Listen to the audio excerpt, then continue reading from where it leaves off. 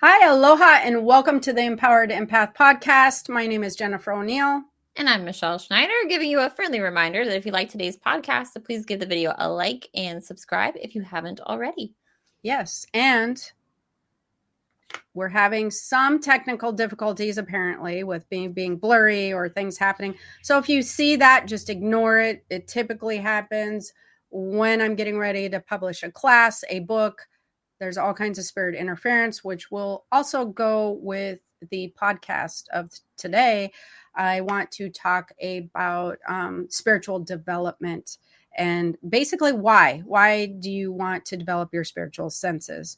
And then Michelle keeps telling me, you look blurry and I see weird lights around your head. So You did say that in the energy report that there would be increased spirit activity. So, yeah, 100%. Absolutely.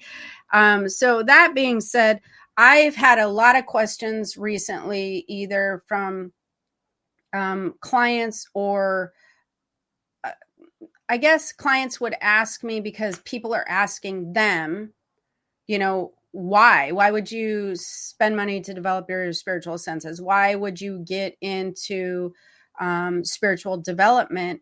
And I think that it's confusing for a lot of people on a couple different levels. So let's talk a little bit about spiritual development and developing your spiritual senses. A lot of people want to achieve a higher spiritual status so that their quality of life will shift and they will experience things differently. And while I think that that is important, they feel that they need a shift or a change in life and that it will enhance their quality of life, which is what you were talking about, right? Isn't that yeah. what you said?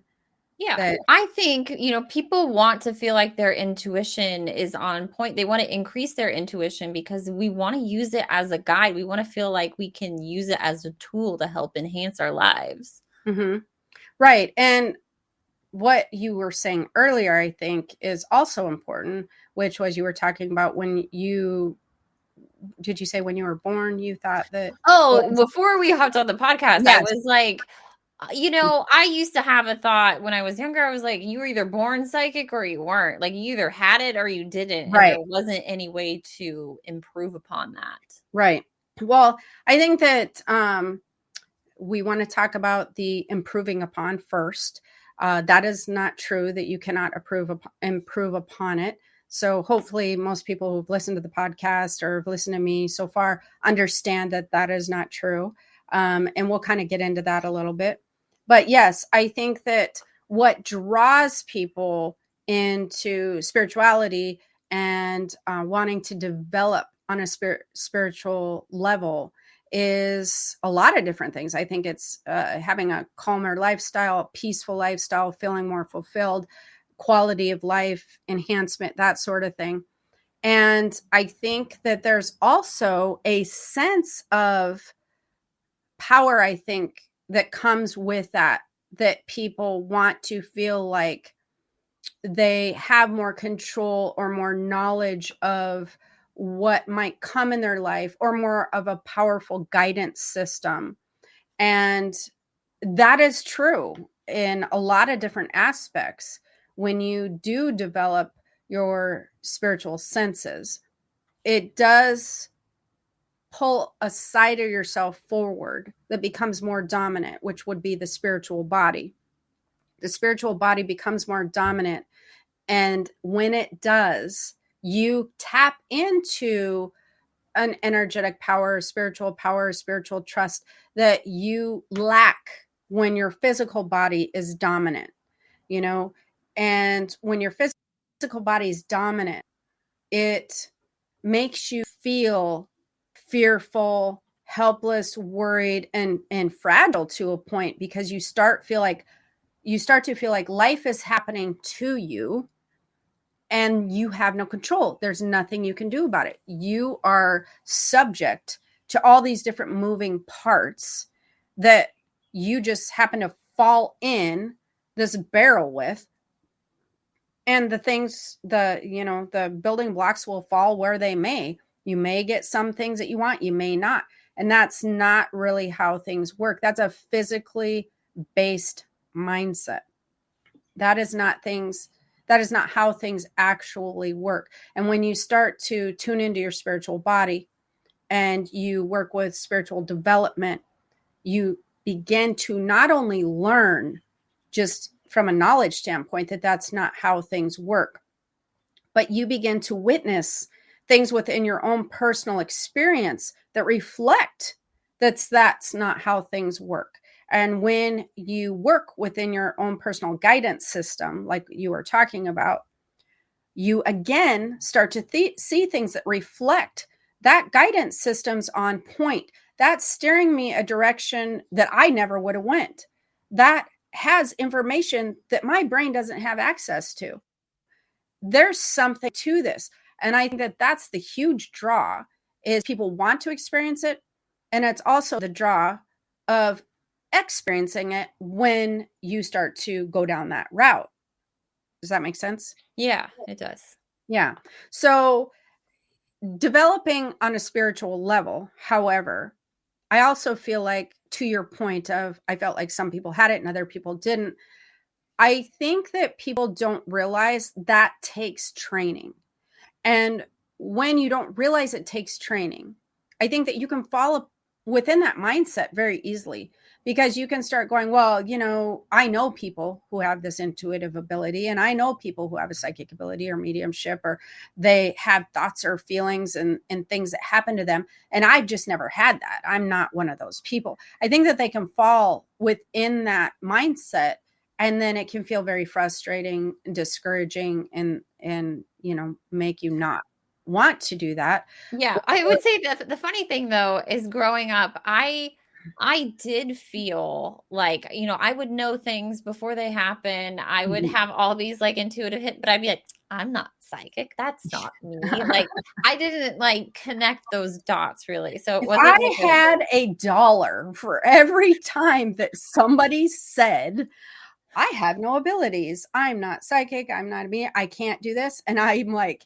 give me 20 minutes, give me 5 minutes, literally just give me 5 minutes.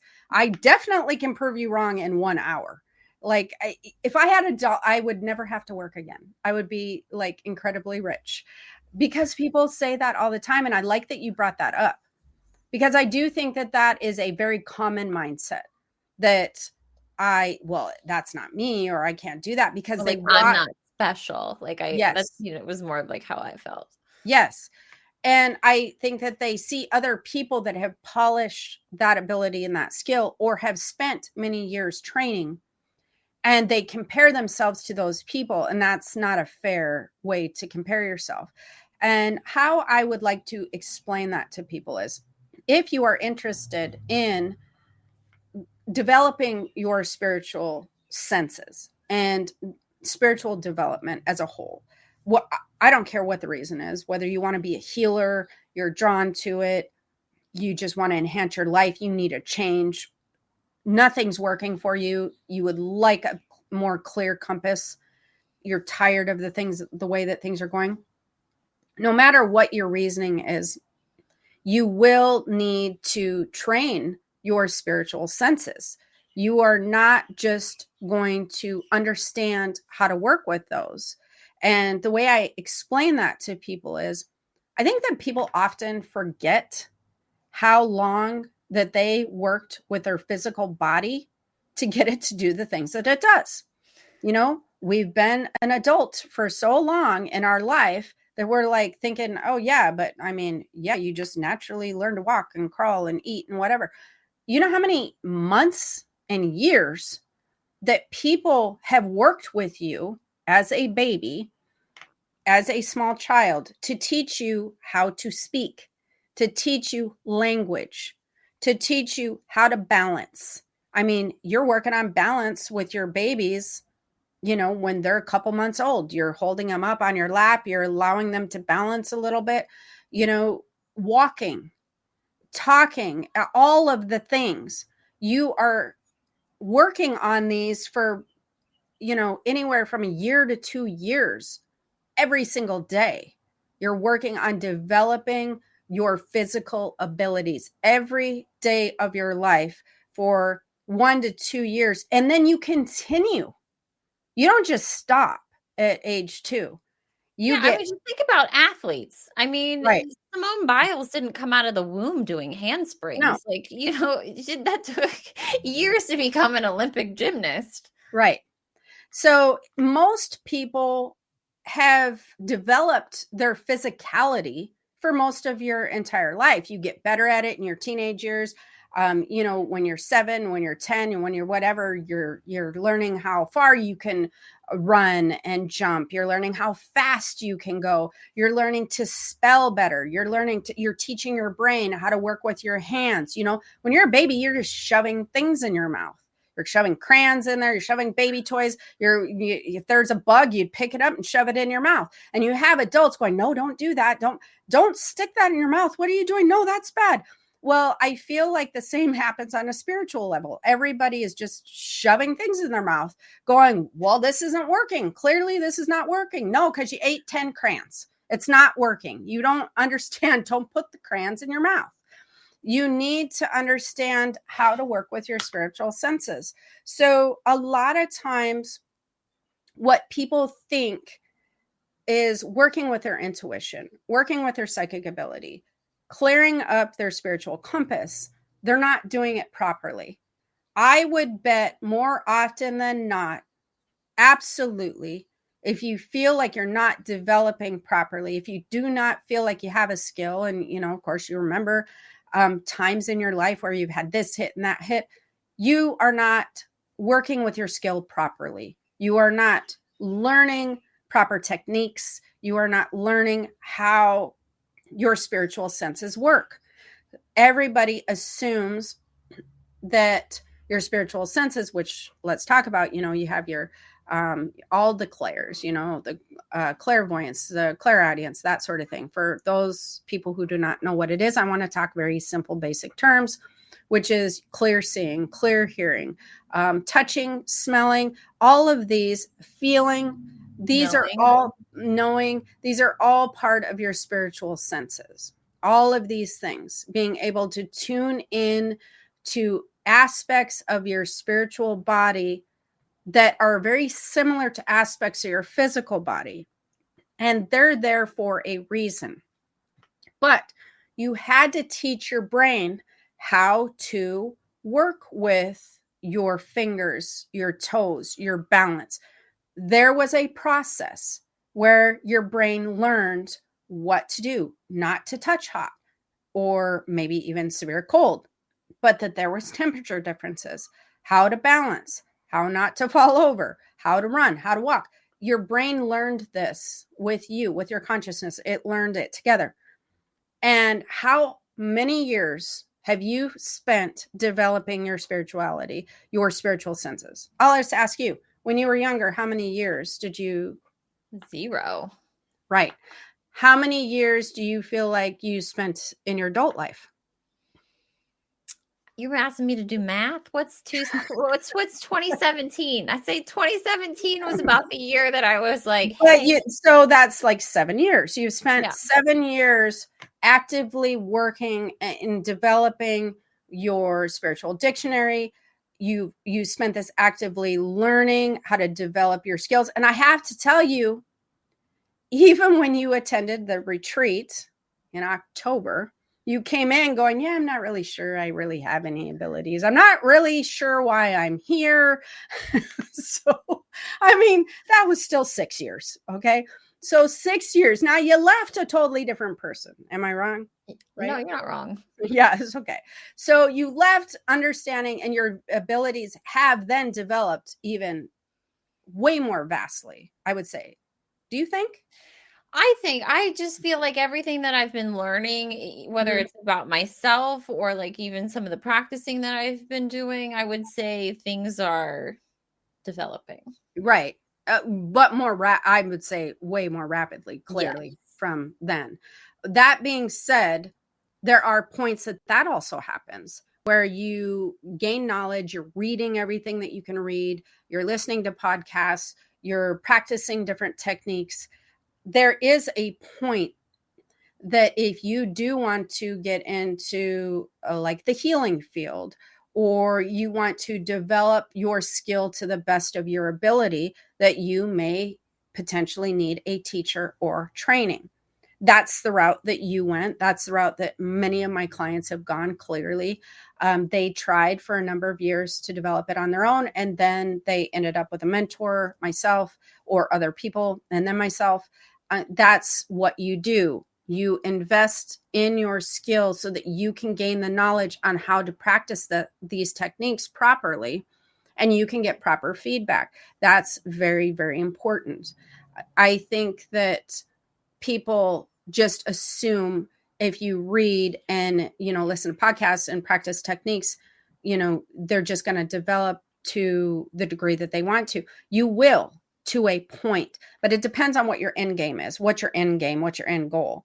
I mean, I could say I've been actively practicing and polishing my techniques for as 50 some years, as old as I am, and I can't believe I just said that. That being said, I have been actively working with that. I didn't get a mentor till I was in my 20s. My skill was pretty developed when I was born, though, so that's not really fair. I also practiced a lot of psychic and spiritual stuff, even in my age below 10. Like, I've been practicing for years. It's just something I've always done. But there was a time that I knew I wanted to become a professional in the field. And it was important for me to polish and develop my skill to the best of my ability before I was to take on clients. So there is a point in your life that if you want to really develop it, you're most likely going to need some extra polishing and extra help so that you can understand and learn how to utilize your senses. Why does this happen when I do this? What do you think that means? Getting somebody who can help you to understand your personal unique ability, because every single person's different. So while you can get a lot of information through books and classes, and I have tons of information at empath-university.com if you want to go there, I have created very specific classes for mediumship, for empaths, for psychic stuff.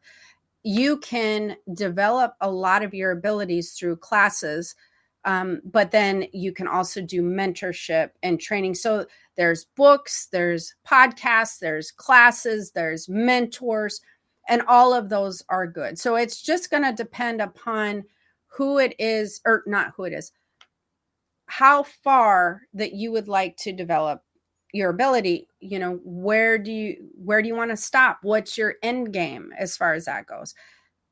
Some people, if it's just quality of life and getting a much clearer compass on their intuition and how to make decisions and how to change from a physically based mindset and a physical body dominant place and get into more a spiritual body dominant, or even to balance physical body dominant and spiritual body to where we're having like an even exchange between the two.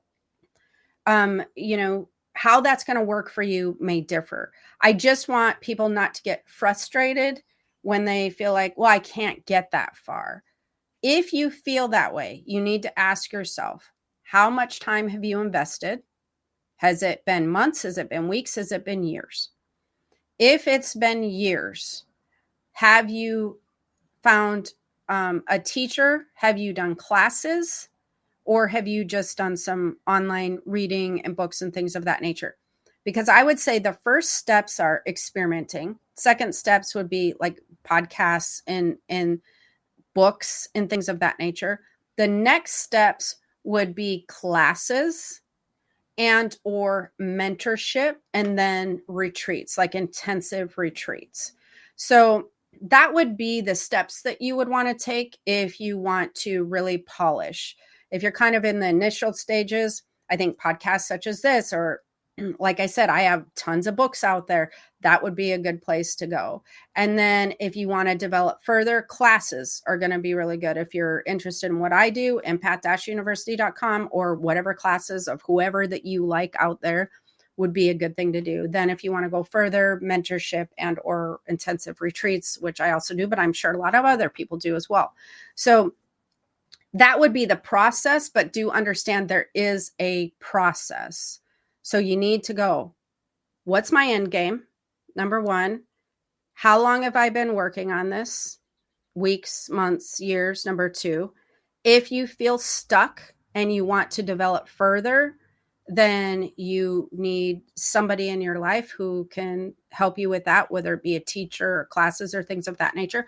If you've been doing that and you feel stuck, but you feel like there's more you need to learn, oftentimes you've probably learned all you could from that particular teacher.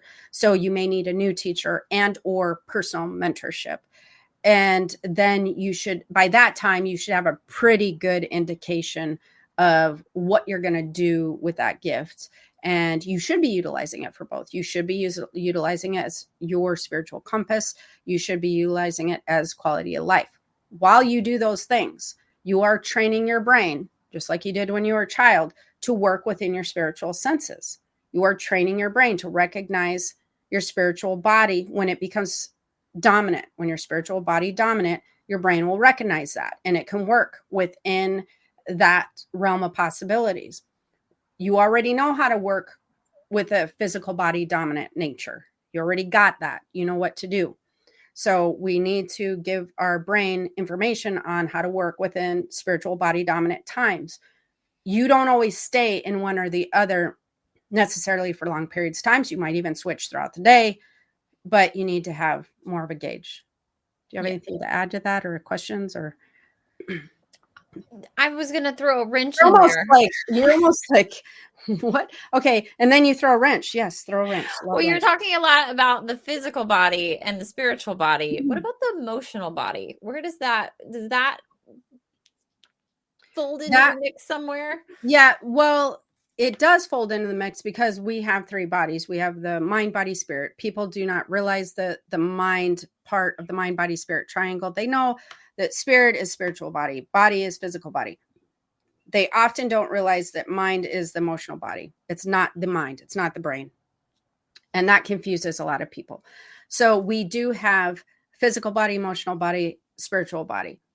Where the emotional body would come into play would be more along the lines of physical body, as far as how you feel, how you operate, navigate through life. Your physical body has a lot of assets in your quality of life. Your emotional body will have a lot of assets in that regard too. Health, happiness, as far as mental health goes, physical health goes. Those tie together very similarly. The spiritual body brings the spiritual senses. So it's a very interesting triangle because the spiritual body holds some of the same types of senses that the physical body has. And then the spiritual body has a lot of information from the spirit realm and from things that you cannot see, energetic information that holds a lot of information as far as spirit realm and energetic. The emotional body holds a lot of information as far as experiences and the energetic realm. So it holds information from the energetic realm as well. The physical body does not. It holds physical information. So it holds information from the physical realm, but it also works with your physical senses. So that's different than your spiritual body. So it's like all of these things make a trifecta of uh, energy, mass, emotions, spiritual awareness, consciousness. They all have to blend together and work together in one beautiful triangle. So you don't use the emotional body as much within spiritual development of like your psychic senses in the way that you would think that it would pertain to. It pertains to your spiritual health and your physical health and your mental and emotional well-being. That is it's more of a health related situation, and it holds information regarding experiences and interdimensional stuff. Well, we keep getting into like a lot of really complicated things here, but I know, and that's probably a tangent, and the reason I was kind of, like, thinking about that was just, like, with all of the things that I've learned over the past couple years and that I've dealt with, it was more of, like, I knew that emotions had a lot of effect on that, but there was, like, also a frequency thing. I mean, like, spiritually and with all the emotional stuff, Mhm.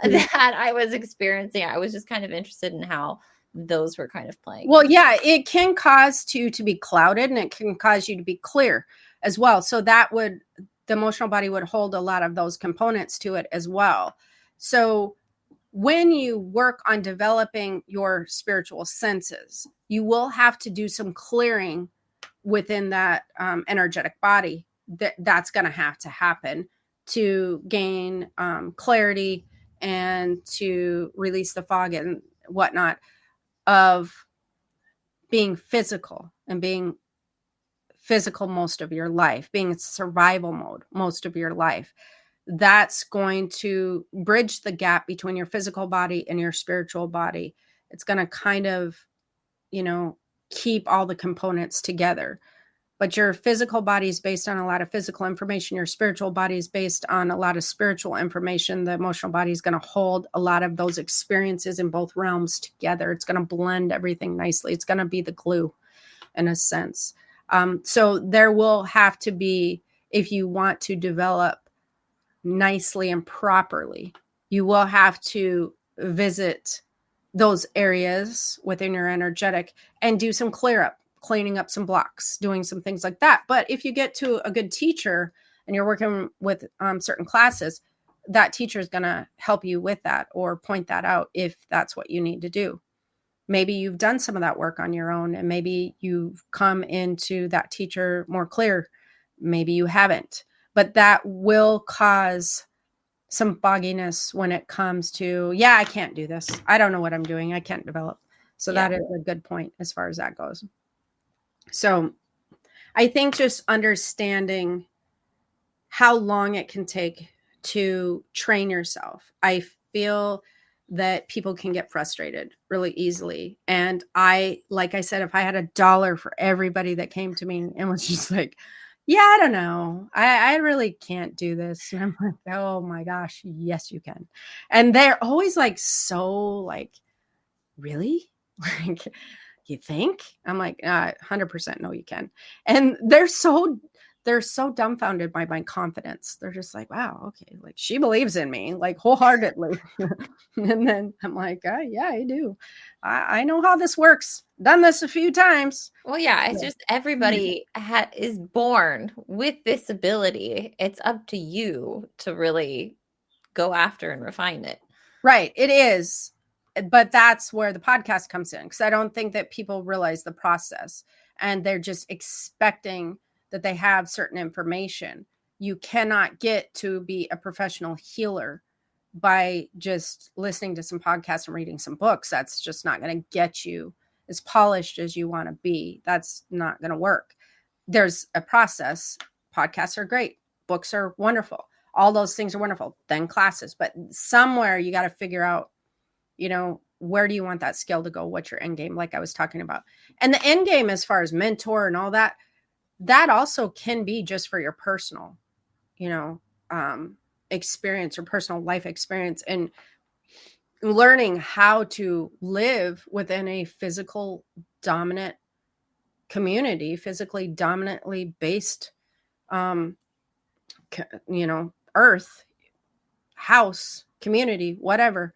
It can be extremely helpful to bring change into your life, shift things for the better, understand things that you've never been taught. People do not teach what they do not understand. They do not teach what they do not find useful. And the way that things are structured when you're learning things as you grow up is, what are you talking about? You can't see that. Anything you cannot see, nobody wants to teach about. And anything that they cannot make sense of, they don't want to teach about. That, oh, that's in your imagination. It's crazy. There's no proof. There's no facts.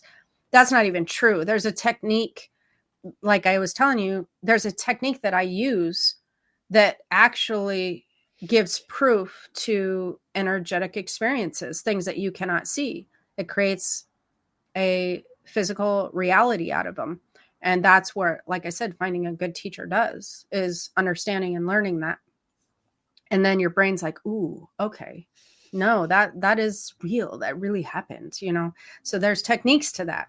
But a lot of people aren't interested in that teach you how to be an adult, which is too bad if you think about it. I mean, it really is too bad, because our life encompasses so much away you cannot see. It just truly does. I mean, I would say, I feel our life encompasses way more than we cannot see than it does what we can see. And I believe in physics, I think that they're saying what you can see is like 5% or 6% or something, the physicality of just existence of all things. So if you even just go, oh, we're going to push it a little bit and say, let's just say it's 10 or 20. Are you kidding me? Like, in this, that's what it feels like to me. It feels like that's pretty accurate. And so we have learned such a small portion. Maybe that's why they say we only use a tiny part of our brain, because that part of our brain is really just working with all the physical things. I don't know. So it's educating yourself and learning, and I just want to repeat, educating yourself. You are educating yourself in spirituality and spiritual development and how your spiritual senses work. That is key to development. That makes sense? Yes. Anything you would like to add? I don't think so. Only that if you have questions or anything that you want to know more about, just leave those in the comments, and make sure you like the video and subscribe if you haven't. Yes. And like always, hopefully you found this helpful, and we will be back next week. So until then, have the most amazing day. Aloha. Bye. Bye.